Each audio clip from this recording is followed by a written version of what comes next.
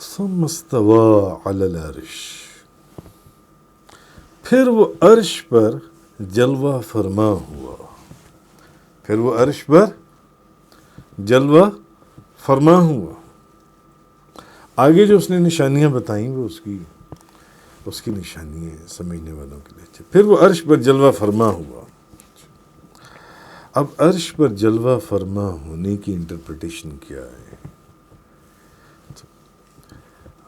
امام ابن عبد البر مالکی اندلسی وہ لکھتے ہیں، ایوب بن صلاح مخزومی نے فلسطین کے اندر ہم سے یہ بات بیان کی، ہم سے یہ بات شیئر کی کہ ہم حضرت امام مالک کے پاس بیٹھے ہوئے تھے، ایک عراقی آیا حضرت امام مالک کے پاس، تو اس نے آپ سے آ کر سوال کیا کہ اللہ عرش پر کس طرح مستوی، کس طرح بیٹھا ہوا ہے، کس طرح اللہ تعالیٰ عرش کے اوپر اس کے بعد بیٹھا۔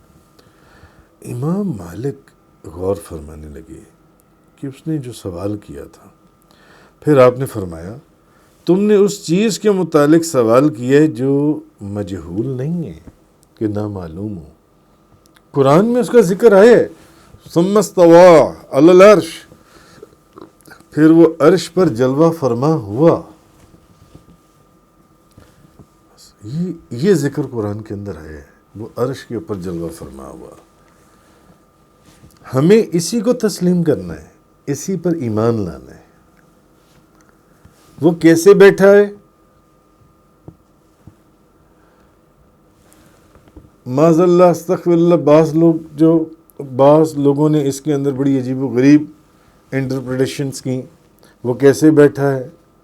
وہ کرسی پر بیٹھا ہے، وہ فرش پر بیٹھا ہے، وہ چوکڑی مار کر بیٹھا ہے، وہ کیسے بیٹھا ہے؟ ہمیں صرف اس کے اوپر ایمان لانا ہے کہ پھر وہ عرش پر جلوہ فرما ہوا۔ تو امام مالک نے کہا کہ تم نے جس چیز کا سوال کیا ایسا نہیں ہے کہ وہ معلوم نہیں ہوا، تم پتہ ہے کہ وہ عرش پر جلوہ فرما ہوا۔ اچھا، وہ کس کیفیت کے اندر، یعنی تم جو پوچھنا چاہ رہے ہو نا کہ وہ کیسے بیٹھا، کس کیفیت کیا تھی اس کے وہ جلوہ فرما ہونے کی، وہ عقل میں نہیں آ سکتی۔ لہذا تم بد عقیدہ شخص ہو، نکال دو اس کو میری مجلس میں سے، بد عقیدہ شخص ہے، اس چیز کی کیفیت کو پوچھ رہا ہے، سمجھنا چاہ رہا ہے۔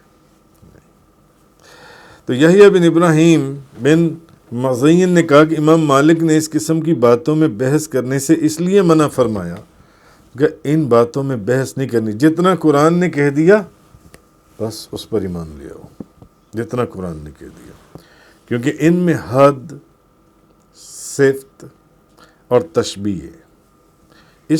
اگر ان چیزوں کو بیان کرو گے تو ان میں ایک حد آ جائے گی، کسی چیز سے آپ کو تشبیہ، یعنی وہ پوچھنا چاہتا تھا کیسے بیٹھا، تو آپ کسی چیز سے تشبیہ دیں گے نا کہ کیسے بیٹھا، بتاؤ کیسے بیٹھا، آپ کیسے بیٹھے ہوئے، کوئی نیچے بیٹھا ہوا ہے، کوئی اوپر بیٹھا ہوا ہے، کوئی وہاں کھڑا ہوا ہے۔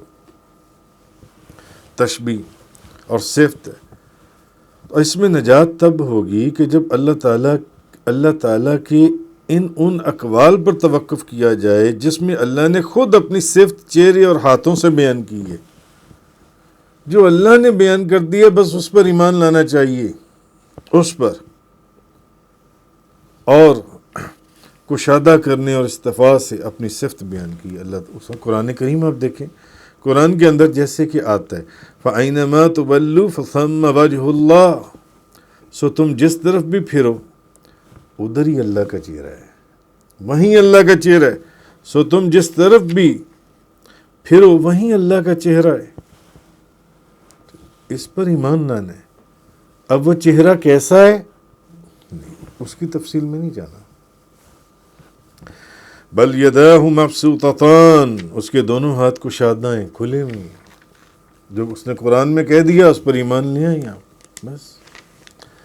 اسی طرح سورۃ الزمر کے اندر جیسے اللہ نے فرمایا کہ قیامت کے دن سب زمینیں اس کی مٹھی میں ہوں گی اور تمام آسمان اس کے دائیں ہاتھ میں لپیٹے ہوئے ہوں گے، تو بس جو کہا اس پر ایمان لے آئیے، اس سے آگے نہیں جانا، اس سے آگے نہیں جانا۔ اس لیے مسلمان کو وہی کہنا چاہیے جو اللہ تعالیٰ نے اپنے متعلق کہا، جو اللہ تعالیٰ نے اپنے متعلق فرمایا، اور اسی پر توقف کرنا چاہیے۔ اب آپ بات سمجھیں ساری جانسی ہے، اس کی ڈیٹیل یا اس کی کیفیت کے اندر نہیں جانا۔ اس لیے حضرت امام مالک نے اس شخص کو اپنی مجلس سے اٹھا کر نکال دیا، انہوں نے فرمایا یہ بد عقیدہ ہے، یہ کوئی غلطی نئی رخ لوگوں کے سامنے بیان کرنا چاہیے، اس کو اٹھا کے نکال دو اس مجلس میں سے۔ تو مسلمان کا کام ہے کہ وہ صرف وہی کہے کہ جو اللہ تعالیٰ نے اپنے متعلق فرمایا اور جو قرآن میں فرمایا، جو میں نے آپ کے سامنے بیان کر دی ہے۔ اب اس کی کیفیات کیا تھیں اس میں جانے کی ضرورت نہیں ہے، وہاں رک جانا چاہیے، اس سے آگے نہیں بڑھنا چاہیے، اور اس کی انٹرپریٹیشن یا اس کی ٹرانسلیشن میں نہیں جانا چاہیے، اور یہ نہیں کہنا چاہیے کہ یہ کس طرح ہے۔ کیوں؟ اس میں ہلاکت ہے، اس میں ہلاکت ہے۔ اللہ نے اپنے بندوں کو، مسلمانوں کو، اپنے بندوں کو قرآن مجید پر ایمان لانے کا مکلف کیا ہے۔ آپ قرآن کے اوپر ایمان لائیں، اس کے کلام کے اوپر ایمان لائیں، مگر ان کو اس کی ان آیات کی تعویل میں تعویلات کرنے کا مکلف نہیں کیا اللہ تعالیٰ نے، جن آیتوں کا اس نے علم ہی نہیں عطا کیا۔ کہ ہر کوئی بندہ اس کے اندر اپنی کوئی تعویل کرتا پھر اپنی انٹرپریٹیشن کرتا رہے، اپنے ذہن سے کوئی بات اس کے معنی بیان کرتا رہے، نہیں۔ تو امام مالک نے عمر بن الحکم سے روایت کیا، وہ کہتے ہیں کہ میں نے نبی کریم صلی اللہ علیہ وسلم سے عرض کیا کہ میری ایک باندی ہے کنیز جو میری بکریوں کو چراتی تھی، ایک دن ایک بکری گم ہو گئی، میں نے اس کے متعلق پوچھا تو میری اس کو کنیز نے کہا کہ اس کو تو بھیڑیا کھا گیا۔ تب مجھے افسوس ہوا تو میں نے غصے میں آ کر اس کے منہ پر ایک تھپڑ مار دیا۔ تو میرے اوپر ایک غلام آزاد کرنا تھا، میرے اوپر پہلے سے کسی چیز کا کفارہ ہوگا یا کوئی چیز ہوگی کہ میں نے پہلے سے ایک غلام آزاد کرنا تھا، میرے اوپر تھا کہ میں نے ایک غلام آزاد کرنا ہے، تو کیا میں اس غلام کی جگہ یا رسول اللہ اس باندی کو آزاد کر دوں جس کو میں نے تھپڑ مارا ہے جس کے منہ کے اوپر، جس نے میری بکری گم کر دی؟ تو نبی کریم صلی اللہ علیہ وسلم نے فرمایا باندی کو بلاؤ، باندی کو بلایا۔ نبی پاک صلی اللہ علیہ وسلم نے پوچھا اللہ کہاں ہے؟ اللہ کہاں ہے؟ اس نے کہا آسمان میں ہے، آسمان میں۔ آپ نے پوچھا میں کون ہوں؟ اس نے کہا آپ اللہ کے رسول ہیں۔ نبی پاک صلی اللہ علیہ وسلم نے فرمایا اس کو آزاد کر دو، معطا کے اندر ہے، اس کو آزاد کر دو۔ تو نبی پاک صلی اللہ علیہ وسلم نے اس باندی سے جو سوال کیا کہ اللہ کہاں ہے، تو اس نے کہا کہ آسمان میں، آسمان میں۔ تو تمام اہل سنت اور وہ بھی اہل سنت سے مراد جو محدثین ہیں، وہ اس بات کے اوپر متفق ہیں، اور وہ کہتے ہیں، وہی کہتے ہیں جو اللہ نے اپنی کتاب میں فرمایا۔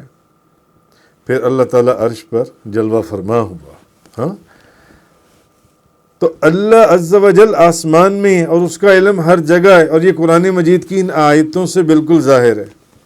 مثلا قرآن کریم کی ایک آیت ہے، آمنتم من فی السماء ان یخسف بکم الارض فاذا ہی تمور، کیا تم اس سے بے خوف ہو جو آسمان میں ہے کہ وہ تمہیں زمین میں دھسا دے تو وہ اس سے لرزنے لگے؟ کیا تم اس سے بے خوف ہو جو آسمان میں ہے؟ کیا تم اس سے بے خوف ہو جو آسمان میں ہے کہ وہ تمہیں زمین میں دھانس دے تو اس سے تم لرزنے لگو؟ اسی طرح ایک اور آیت کے اندر ہے سورہ فاطر کے اندر کہ پاک کلمے اسی کی طرف چڑھتے ہیں اور نیک عمل کو اللہ بلند فرماتا ہے، پاک کلمے اسی کی طرف چڑھتے ہیں۔ اور تیسری ایک اور آیت کے اندر ہے کہ تعرج الملائکۃ والروح الیہ، فرشتے اور جبریل اسی کی طرف چڑھتے ہیں۔ تو اب جیسے سورۃ الملک کے اندر ہے، کیا تم اس سے بے خوف ہو جو آسمان میں کہ وہ تمہیں زمین میں دھسا دے تو وہ اس سے لرزنے لگے؟ تو آسمان تو نبی کریم صلی اللہ علیہ وسلم، حالانکہ اللہ تعالیٰ کے لیے کسی ایک جگہ کو مخصوص نہیں کیا جا سکتا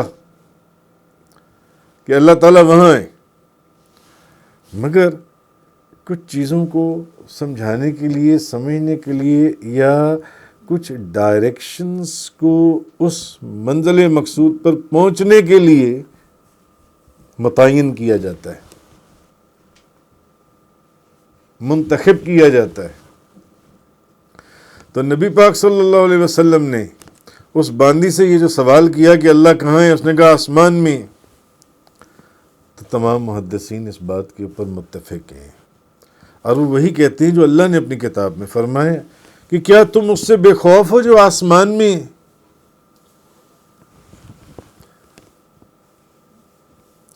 حالانکہ اس کی کوئی ڈائریکشن نہیں متعین کی جا سکتی، لیکن کچھ چیزوں کی تکمیل کے لیے ان ڈائریکشنز کو ایز اے سمبل یا انڈیکیٹ کرنے کے لیے رکھا گیا ہے جن سے۔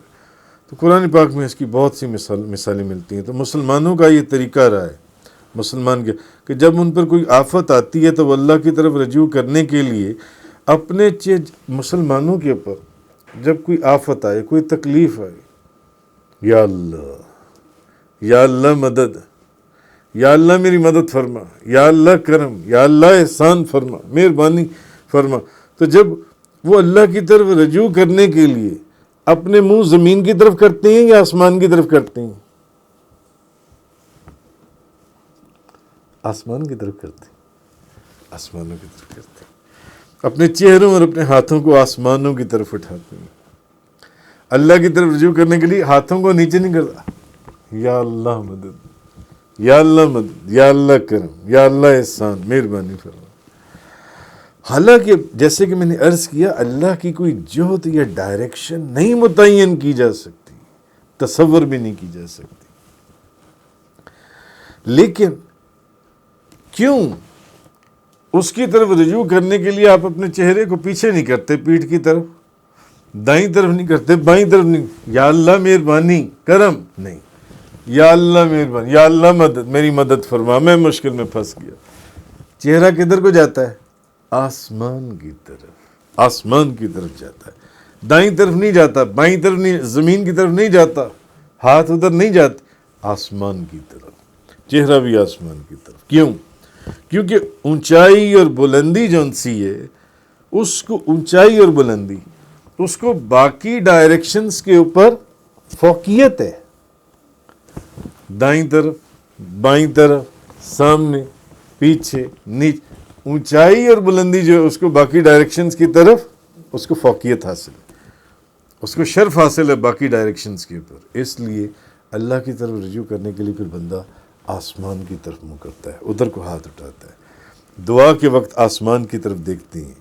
تو اللہ تعالیٰ نے عرش کو پیدا کیا اور اس کو اس کی ضرورت نہیں تھی، اللہ نے عرش کو، پھر وہ عرش پر جلوہ فرما ہوا، اللہ کو ضرورت تھی اس عرش کی؟ نہیں، اس کے بندوں کو ضرورت تھی اس کی عرش کی، کہ جب ان کو اس کی طرف رجوع کرنا ہے تو کسی کی طرف کچھ تو توجہ، کچھ تو اپنا چہرہ، اپنا دل، اپنی آنکھیں، اپنے ہاتھوں کو پھیرنا ہے نا۔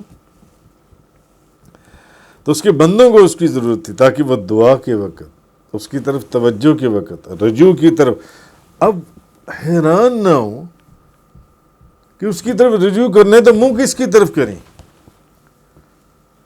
جب اللہ کی طرف رجوع کرنا ہے تو منہ کس کی طرف کریں؟ دائیں طرف کریں، بائیں طرف کریں، سامنے کریں، نیچے کریں، پیچھے کریں یا اوپر کریں؟ تو اس لیے جیسے کہ سورۃ الملک کے اندر فرمایا آمنتم من فی السماء ان یخسف بکم الارض فاذا ہی تمور، کیا تم اس سے بے خوف ہو جو آسمان میں ہے کہ وہ تمہیں زمین میں دھسا دے تو وہ اس سے لرزنے لگے؟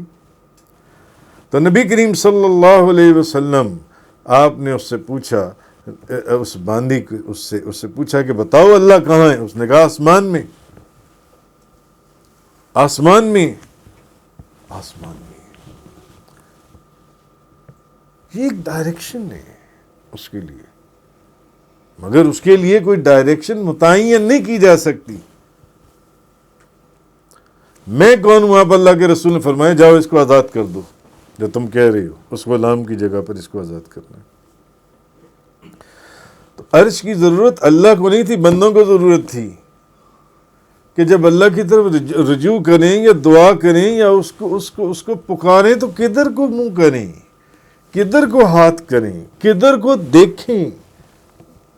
تو بندہ بالکل بے دھیانی میں بھی اگر آپ غور کریں تو جب اگر کوئی تکلیف ہے، کوئی درد، یا اللہ خود ہی چہرہ آسمان کی طرف اٹھ جاتا ہے، خود ہی چہرہ آسمان کی طرف اٹھ جاتا ہے۔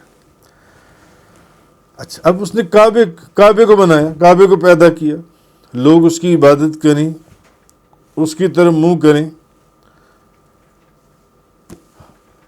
بیت اللہ، اللہ کا گھر، کیا اللہ کا کوئی گھر ہے؟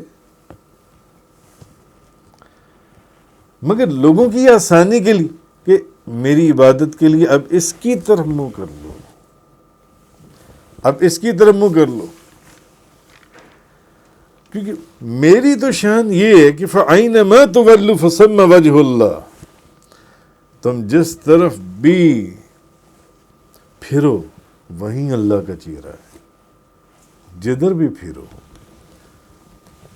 ادھر ہی اللہ کا چہرہ ہے، جہاں پر بھی پھرو ادھر ہی اللہ کا چہرہ ہے۔ تو پھر کعبہ جون سے، تاکہ لوگ عبادت کے وقت کعبے کی طرف منہ کریں، حالانکہ اللہ کا حقیقت میں گھر ہے، نہ اس کو اس کی ضرورت ہے، اس گھر کی جون سی ہے۔ تو اعلیٰ حضرت امام احمد رضا خان صاحب آپ اس آیت کا ترجمہ کرتے ہیں کہ پھر عرش پر استوا فرمایا، پھر عرش پر استوا فرمایا، بے شک تمہارا رب اللہ ہے جس نے آسمانوں اور زمینوں کو 6 دنوں میں پیدا فرمایا، پھر وہ عرش پر جلوہ فرما ہوا۔ وہ کیفیت کیا ہے وہ وہی جانتا ہے، بس اس نے جتنا کہا ہم اس کے اوپر ایمان لے آئے۔ اعلیٰ حضرت فرماتے ہیں کہ اس آیت کا ترجمہ پھر عرش پر استوا فرمایا، جیسا اس کی شان کے لائق ہے وہ وہی جانتا ہے، یعنی وہ وہی جانتا ہے وہ کیا کیفیت ہے، کیا چیز۔ تفسیر قرآن کا یہ لیکچر انگلش میں سننے کے لیے براہ کرم ڈسکرپشن میں موجود لنک پر کلک کریں۔